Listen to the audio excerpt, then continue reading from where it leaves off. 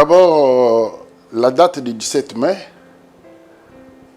si ça a une signification auprès des Congolais et surtout des générations, c'était parce qu'elle mettait fin au règne d'un régime que les Congolais en avaient déjà totalement marre. Le pays en 97, c'était un pays sinistré, exsangue, mais aussi qui était sans perspective. Parce que toutes les résolutions qui étaient prises dans les grands formats de type de conférences nationales et autres, eh bien, on n'en arrivait pas à l'application des consensus et tout, les gens n'arrivaient plus, n'avaient plus d'espoir. Alors à ce moment-là, quand il y a une insurrection armée, comme on peut dire en même temps, que l'AFDEL incarnait et que Mobutu prenait son avion pour fuir, c'était une sorte de délivrance. C'est comme ça que le Congolais, le 17 mai, est resté vraiment jalonné dans son cœur. Mais dans l'entretemps, il faut voir ce que les gens ont fait après. La crise n'est pas terminée.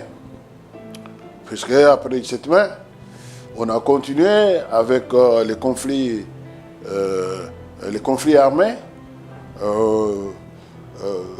La vie des Congolais s'était aussi dégradée, hein, puisque n'oublions pas que les territoires étaient encore aussi morcelés qu'avant, administrativement parlant, et qu'il fallait plus tard arriver à avoir ce consensus de Sun City pour recouvrer le territoire, avoir un seul État qui exprime un peu partout. Et qui alors, à ce moment-là, bon,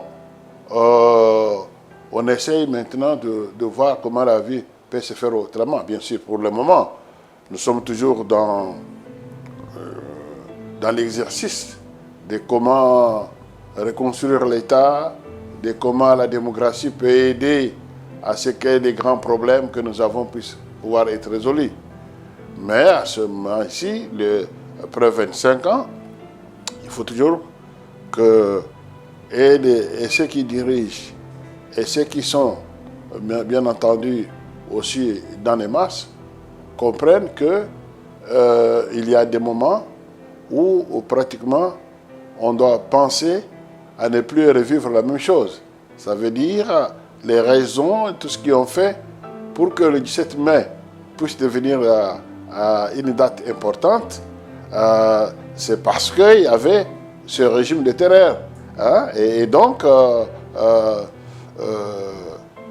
25 ans après, je pense qu'il faut continuer à s'en souvenir pour ne pas retomber dans ça.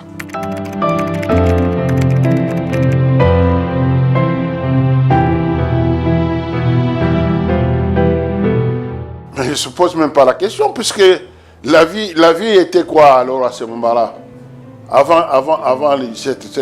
Il faut vous dire que depuis déjà 90, on était du point de vue du gouvernement de transition en transition. Hein, le gouvernement de transition, il y en avait peut-être 4. Hein, et que tu avais des manifestations partout, et que le travail des fonctionnaires était dans la rue tout le moment et tout, mais le pays était à l'arrêt. Hein, et puis tu avais aussi des crimes dans toutes ces villes et tout ça. Non, et même la question de la monnaie, il ne restait rien de pouvoir avoir des sacs pour payer un pain. S'il ne faut pas qu'on exagère comme ça. Donc, tout était à l'arrêt. Il fallait qu'il y ait un changement. Les gens se réunissent, les politiciens se retrouvent, les forces vivent, on arrête les schémas, et puis les schémas-là ne fonctionnent pas. Il fallait que ça s'arrête un jour. Donc, c'est une nécessité. Ce n'est pas le fait même de l'AFDEL, mais la nécessité de l'ancien de ce que le peuple voulait, c'est qu'il y ait ce changement-là, que le régime de Mobutu se termine là et qu'on passe à autre chose.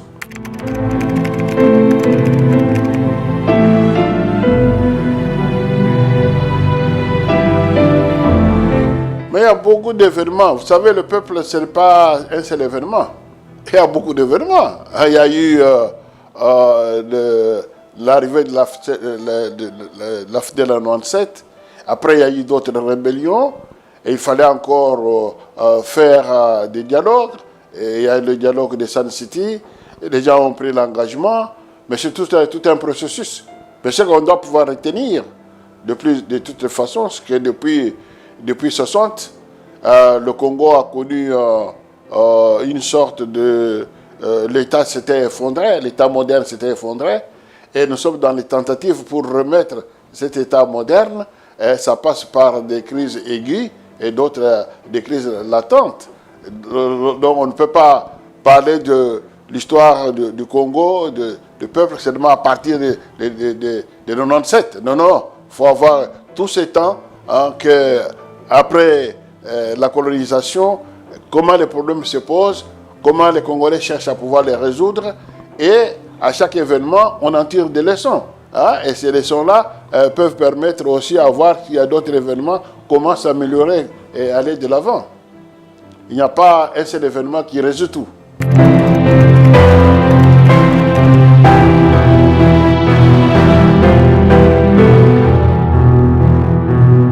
Il y a beaucoup d'éléments aussi assez positifs.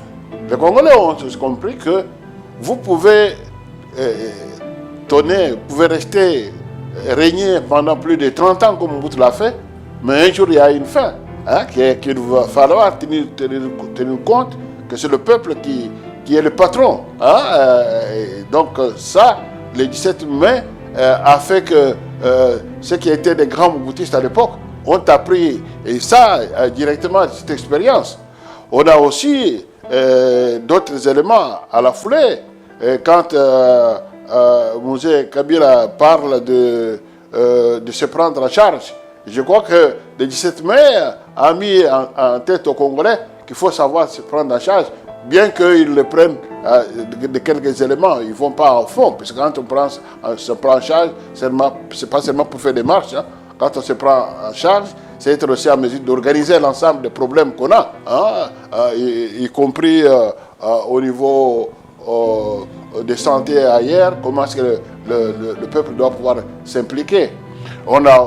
J'étais avec quelqu'un qui voyait ici dans les taxis-bus et même les voitures, les gens se mettent à quatre, et puis ils disent, ça, c'est l'arrivée de l'AFDEL, parce que il n'y avait pas une discipline, mais maintenant c'est resté que les gens puissent pouvoir se respecter même dans le bus. Donc il y a des éléments comme ça, des petits éléments qui peuvent pouvoir revenir, mais le plus important à savoir, c'est que quand la situation ne va pas, les gens se posent des questions et puis on prend des résolutions pour comment on peut se mettre ensemble et puis continuer.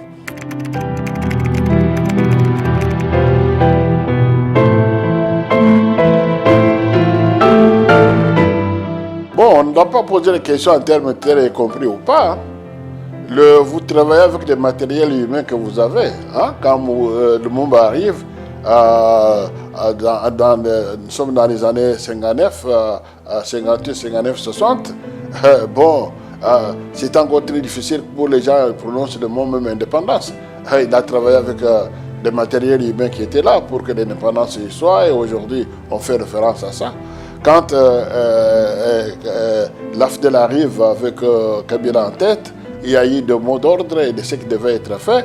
Eh bien, on travaille avec des matériels humains qui étaient là. Le problème n'est pas de dire s'il a été compris ou n'a pas été compris.